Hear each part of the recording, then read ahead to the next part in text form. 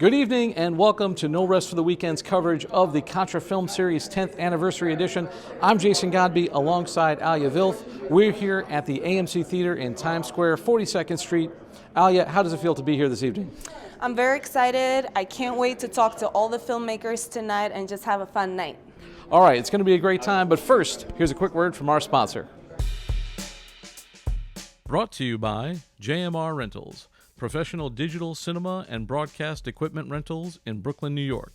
JMRNY.com. And now get 15% off your first rental when you use the promo code WEEKEND. Call 347-721-3400 or email info@jmrny.com for details.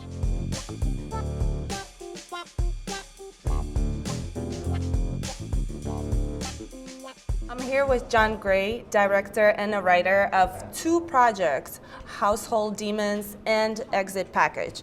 John, tell us, how do you feel to be a part of this festival? It's great. This is my second time here at Katra. I love this festival, and it's particularly exciting this year, after a year of pandemic and online festivals, to be here in a theater with live people, watching films together the way they should be on a big screen. It's just fantastic. So you have two totally different projects. How do you feel the audience will take it? Well, of course, I hope they'll love them both. One's a horror movie, one's a comedy. So I'm hoping that they'll be laughing at the comedy and be frightened at the horror movie and not the other way around. And I'm just excited to just see all the movies that are in this block tonight. That's great. And please tell us, where can we find out about you? Well, I'm on Twitter at J. Thomas Gray, which is Gray. And I'm on Instagram at Bayridge, Bayrdge.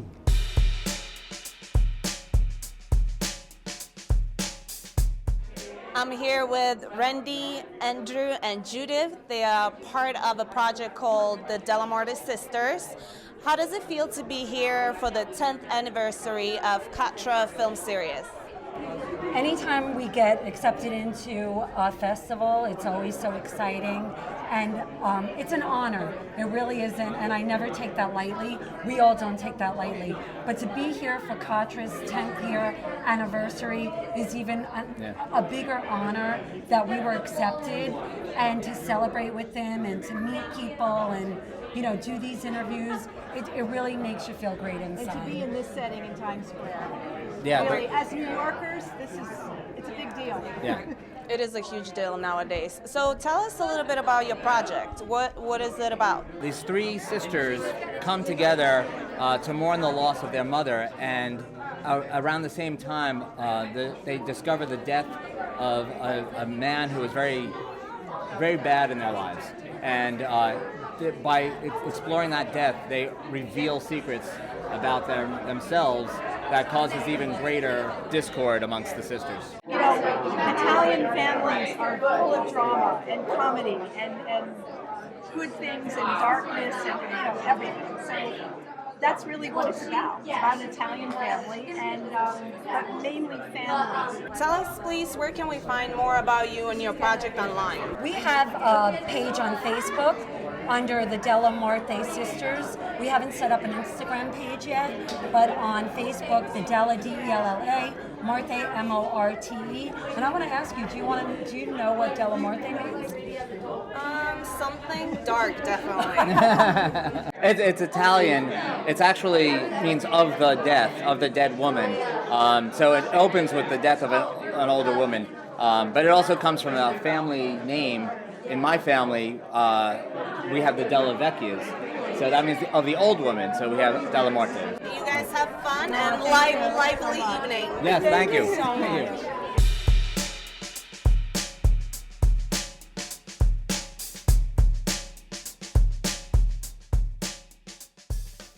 I'm here with crew from La Santera. I have Juanita, Juliana, and Hugo.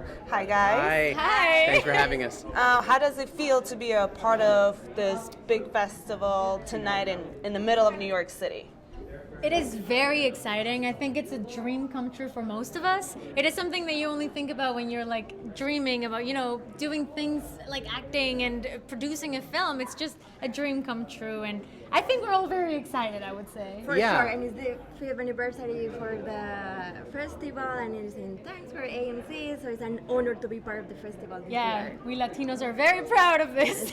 Absolutely, and for it to be a 10th anniversary and in a place none other than AMC Times Square in New York City, and to be telling these kind of stories that are true to life, that are based on true stories, it's not only an inspiration to us to keep telling these stories, but an inspiration to you to tell your stories. So please tell us a little bit about your project. What do you want the audience to feel after viewing the film? I played Graciela, which is the girl that is going through all of these circumstances and finding her voice and defending her family from a predator. So I feel like what I would want people to get from our film is that girls, women, we have a voice and we can protect our people and our families and just create a safer world within women and family, I think. Where can we find you online? More about your project or maybe you personally? Well, you can find me. I have a website, Juliana Sleme. If you type it, you're going to find me. I have my Instagram and I also have a Facebook page. Same thing, Juliana Sleme. Easy to find.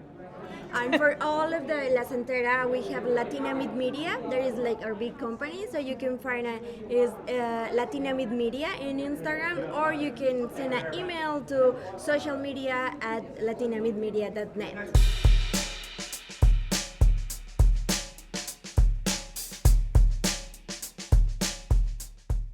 I'm here with David Sittler, Lauren McCann, and Jack Mulcahy from Girl Boxer. Guys, how does it feel to be here? You've done a long festival run with this film, but you're back in New York, you're back in the theater. How does it feel? I've been to Sundance, I've been to like No Chance, I've been to like Slam Dance. Any festival at this point is like an amazing coup for us.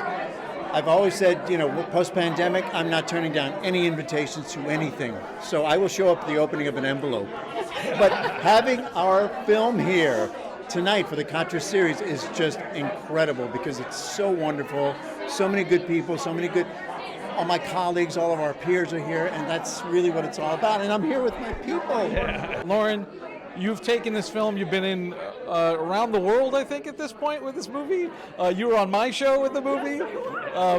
So where are you guys at in the festival run right now? Are you kind of bringing it in for a landing, or are you still going? No, we are. I mean, it's unfortunate as a first-time filmmaker to have your premiere during a pandemic. So really our first year was a virtual running everywhere.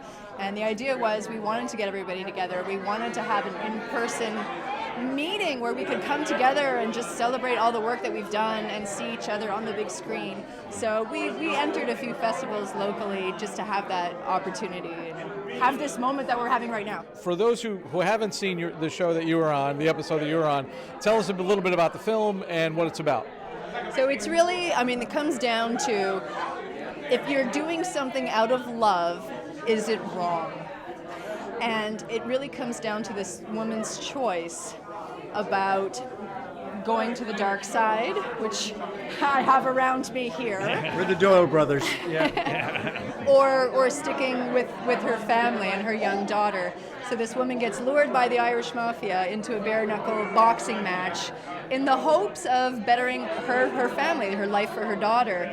But these guys have different ideas that I am not privy to. Yeah. And David, tell me a little bit about your character. Well, it's like Jack said, we're brothers. I've just come over from Ireland. I'm sort of there incognito a little bit. Most of the people, can I say this? They think I'm dead. So I've come to the United States. My son has been killed in a blast, and I'm there for revenge. And I beat up my brother, and that's we kind of get into the family business. How did you get into the project? Lauren and I had done a small independent short about 2 years before that, and at the premiere at the Staten Island Lowe's Theater, we saw each other. We only had met in rehearsal. We didn't have any scenes together in the film. And she approached me and says, I have something for you. It doesn't have an awful lot of dialogue. And I go, well, I'm out. But she explained the character to me, and it was really deep and something that I really wanted to explore. And then when she sent me the script, I was all in. What are the future plans? Last time we talked, it was kind of like you were trying to pitch the project. Can you say where you're at in the process right now? Sure. I mean, right now, it's also, I've taken these 8 episodes, sort of amalgamated them into a feature film. So that way there's just options of showcasing it further. Very cool. So, and if people want to find out more about you guys and film, where can they find you on the web? Girlboxermovie.com. Girlboxermovie.com. Jack Mulcahy at Twitter, Instagram, Facebook. Just look me up. I'm there. Thanks, guys, so Thank much. you. And good luck to you tonight. I'm here with Paul-Luc Beninfant, the star of Household Demons Project. How does it feel to be here today? Feels great. It feels nice to have some sort of a film festival happening again. We made it right before COVID, so we were submitted for festivals and we got some virtual screenings and stuff, but it's great to actually have a physical film festival here and have people interviewing and stuff, so it feels amazing. You are playing a role only out of 2 actors in the project. Yes. Tell us a little bit about your role and the project. So I played the son. There's a son and a mother, and my role is sort of the I'm sort of the core of the family, and then the mother has an addiction problem, right? So it sort of shows metaphorically how my struggles as being the son of a mother with addiction, and there is a demon in there, but it's just this interaction between me and her that's sort of blown out of proportion, but in the end sort of becomes this sweet moment and a little bit more realistic. It was fun to have a set with just me and the mother, and we got to know each other pretty well. That's great. So tell us, where can we find more information about you on the internet? So I do have an Instagram, Luc_Beninfant, and you can find out other stuff that I'm working on there.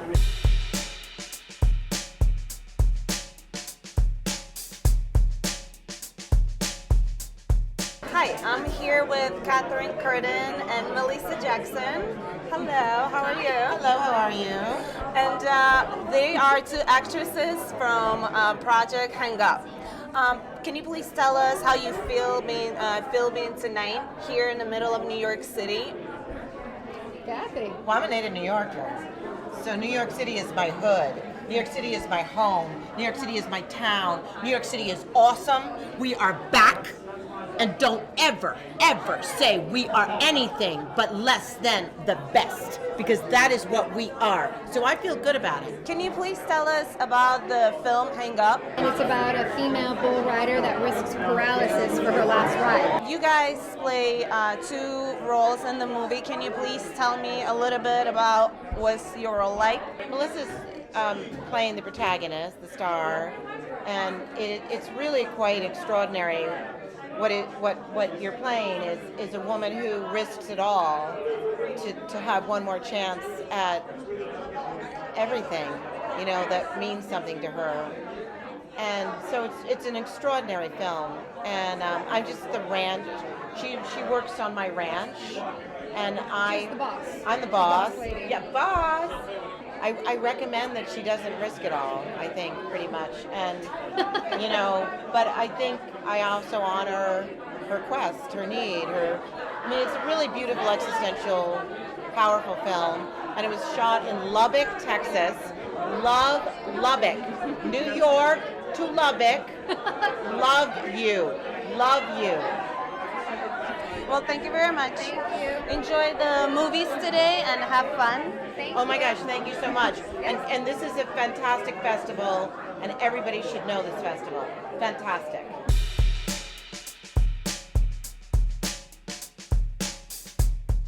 I'm here with Executive Director and founder of the Katra Film Series. You know him, you love him, he's been on the show before.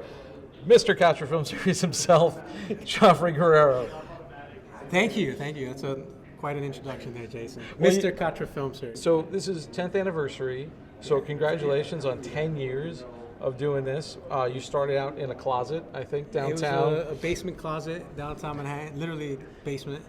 It wasn't a closet, but it was a small hookah bar lounge. It was very small for many years, but we always packed it up. It was to the point where for many years, we were getting people telling you guys need a bigger space, you got a bigger space. So now I figured for the 10th year, after a crazy year last year, why not be at AMC with this big, gigantic space? And this is the first official time back in a theater since the pandemic. Since January of 2020, so about a year and a half. It's our first year back. It seems like just yesterday we were covering the finale for year 9. So this is the start of year 10. Yeah. So, and this is the summer series. So what have you guys got planned going forward? Will you continue to be here? Are you looking at Alamo Drafthouse again? Is that all TBA? Are you going to do virtual as well?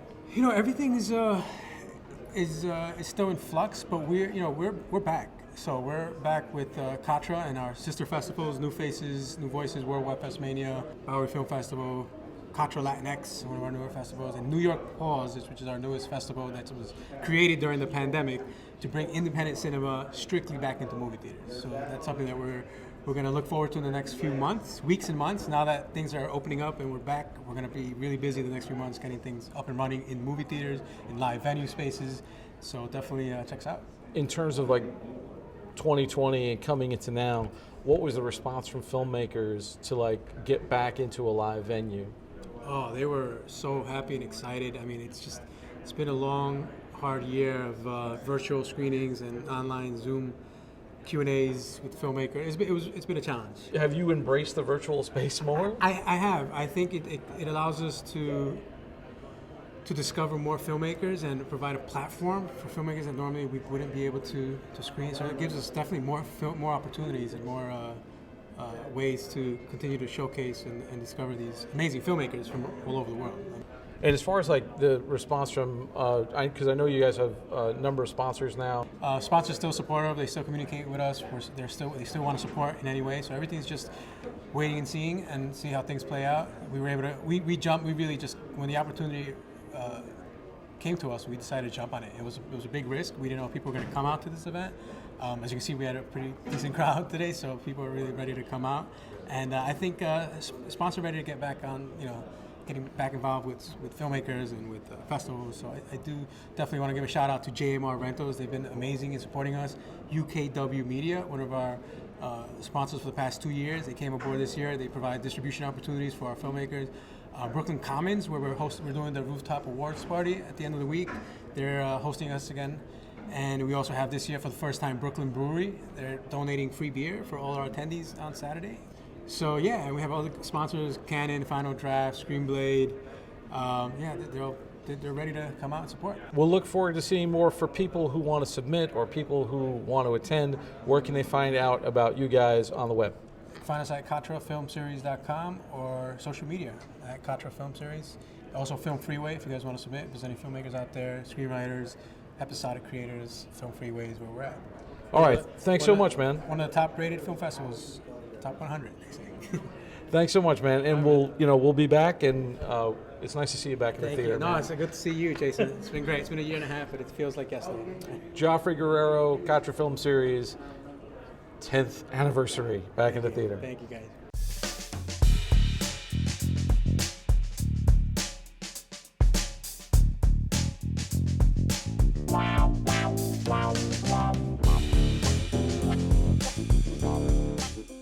And that's all for opening night of the 10th anniversary of the Katra Film Series. Thank you for taking this trip down the rabbit hole. For more of our content, including more news and movie reviews, visit our website, norestfortheweekendpodcast.com. Don't forget to like, rate, and subscribe on your favorite podcast app. Once again, I'd like to thank Joffrey Guerrero and all the filmmakers who came out tonight, as well as our sponsor, JMR Rentals. For Alya, Vilf, and Behind the Rabbit Productions, I'm Jason Godbey. Thanks for joining us.